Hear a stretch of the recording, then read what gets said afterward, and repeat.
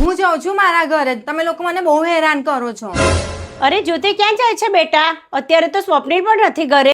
હા સારું, નહીં તો હું શું કરું? હું જાઉં છું ને, હવે કોઈ દિવસ પાછી નહીં આવું. તે જ્યોતિ સાંભળ તો. ક્યાં ગઈ હશે આ? હલો સ્વપ્નિલ બેટા, જ્યોતિ ક્યાંય જતી રહી છે, જલ્દી ઘરે આવી જા. મમ્મી જ્યોતિ ક્યાં ગઈ છે? અરે બેટા ખબર નથી ક્યાં જતી રહી છે. એવું કહેતી હતી તમે બધા મને બહુ હેરાન કરો છો. જ્યાં શોધીને લાવી.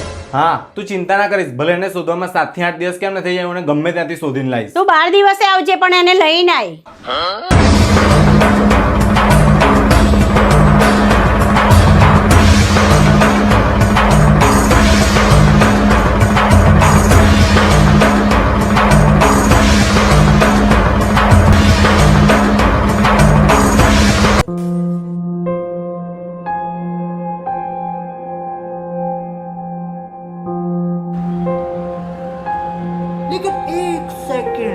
જઈએ તો પછી કાશ્મીર. હા ચાલો.